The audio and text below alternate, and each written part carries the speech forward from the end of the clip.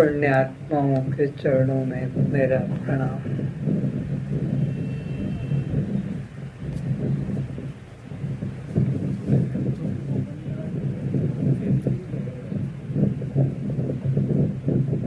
पिछले कई दिनों से हम आप सभी लोग अष्टावक्र जी के वचनामृत का पान करते चले आ रहे हैं।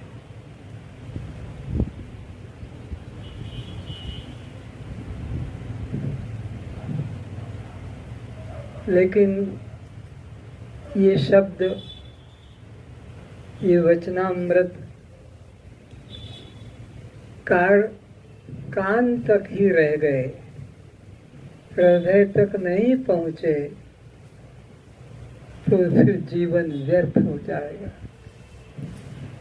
इसलिए इन अमृत वचनों को हृदय में उतरने दें, हृदय में उनको स्थान दें। स्थान क्यों नहीं दे पा रहे हैं? क्योंकि जगह खाली नहीं है। क्या भरा हुआ है?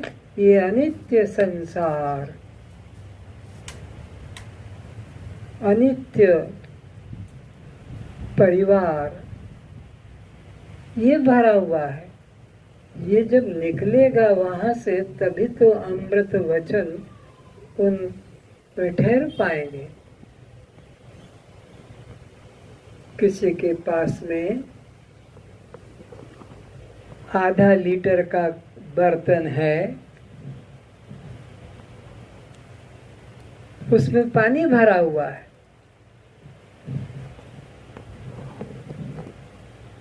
कोई दयालु दूध बांट रहा है, आप भी उसी पंक्ति में हैं, लेकिन ग्लास में जगह नहीं है। ग्लास में तो पानी भरा हुआ है। तो जब उस पानी को निकाल लेंगे तभी उसमें दूध प्रवेश कर पाएगा। तो आपके हृदय मंदिर में कि हृदय पात्र में भरा हुआ है, ठसाठस, जन्मों जन्मों से भरा हुआ है। जब तक उसे खाली नहीं करेंगे ये परमात्मा कैसे उसमें प्रवेश कर पाएगा? कहते हैं आध शेर के पात्र में कैसे शेर समाए। बर्तन तो छोटा सा है, वो भरा हुआ है, और आप चाहते हो उस विराट तत्व को। तो अष्टावक्र जी यही समझा रहे हैं हम आप सभी श्रोताओं को कि हे आत्मन, सब ओर से मन हटाओ, सब वासनाओं को मन से छोड़ो। ये वासना ही दुख और बंधन का कारण है। अगर वासना नहीं तो फिर आपको कोई प्रकार की न चिंता होगी, न भय होगा, न दुख होगा। दुख इसीलिए कि आपकी वासना पूरी नहीं होती है, क्रोध इसीलिए कि आपकी वासना में कोई रुकावट डालने वाला है। तो इस संसार को अनित्य जानो। जैसे मरुस्थल का जल देखने मात्र का है, उपयोगी नहीं। स्वप्न का धन बस वहीं तक का है, जागने पर नहीं। तो अज्ञान का ये जो कुछ भी आपका परिवार है बस अज्ञान तक है। ज्ञान में कुछ भी अपना नहीं है, सब सपना है। तो अष्टावक्र जी आगे कह रहे हैं, उनकी बात को ध्यान से सुने। और कल जो उन्होंने कहा था कि बस अपना देह भाव का त्याग करने का चेष्टा करो। ये देह भाव कहाँ अटका हुआ है, किस में अटका हुआ है, कौन हमें उधर खींच रहा है? हम परमात्मा की तरफ क्यों नहीं बढ़ पा रहे हैं? परमात्मा इतना सरल है और नजदीक भी नहीं, भीतर ही समाया हुआ है, रोम रोम में, श्वास श्वास में। फिर उधर हमारी दृष्टि क्यों नहीं पड़ पाती है? हमारी दृष्टि को बाहर का किसका रूप खींच रहा है, किसका स्पर्श खींच रहा है, किसका स्वाद खींच रहा है, किसके संगीत शब्द कंठ खींच रहा है, कि कौन सी सुगंध खींच रही है। और जो मालूम पड़ जाए कि यह शब्द खींच रहा है तो उसकी अनित्यता को जानकर हटाओ। स्पर्श खींच रहा है, उसकी अनित्यता विकार को जानकर हटाओ। किसी का रूप खींच रहा है तो उसकी भी विकारता का, अनित्यता को जानकर हटाओ। किसी का स्वाद तुम्हें खींच रहा है तो उसको भी मल रूप जानो, क्योंकि 8 घंटे बाद वो आपका मल रूप में परिणित हो जाएगा। जो आपको संसार के विषय अमृत जैसे लग रहे हैं, परिणाम में भगवान कहते हैं यथाग्रो अमृतुमम परिणामे विषविवो। वो परिणाम में तो मल बनेगा, विष बनेगा, तो वहां से हटाओ। किसी की गंध खींच रही है तो वहां से हटाओ और उसमें लगा लो जो नित्य एक रस आनंद रूप है।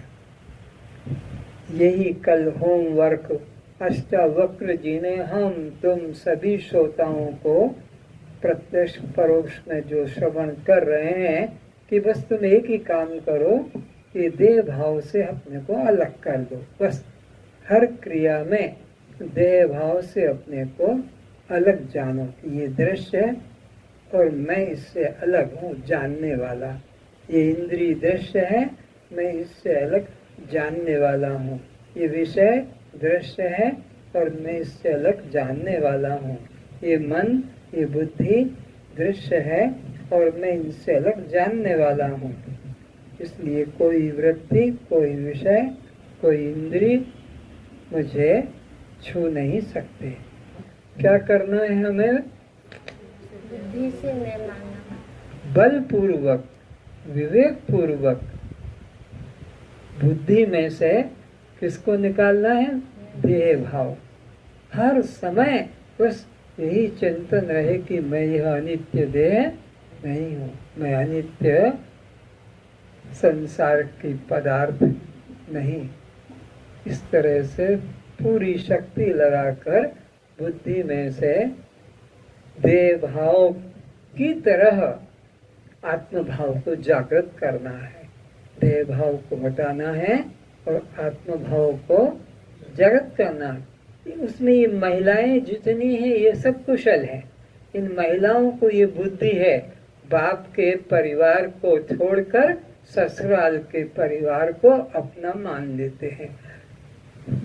पिता के जाति को, क्या वो आश्रम को नहीं, वो गोत्र को, पिता के गोत्र को छोड़कर और किसी दूसरे ससुराल वाले के गोत्र को अपना लेते हैं।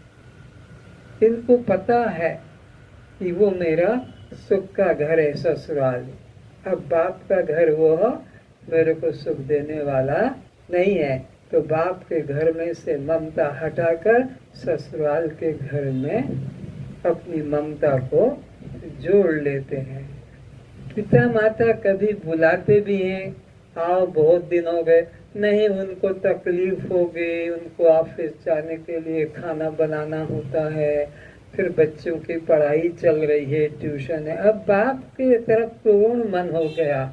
हाँ, कभी रक्षाबंधन है, कुछ इनकम का दिन है तो चले जाते हैं, जाकर साड़ी वगैरह कुछ जो मिलती है ले आते हैं, तो रिश्ता दिखाते रहते हैं कि कभी कष्ट आएगा तो हमारी भी तुम रक्षा करना।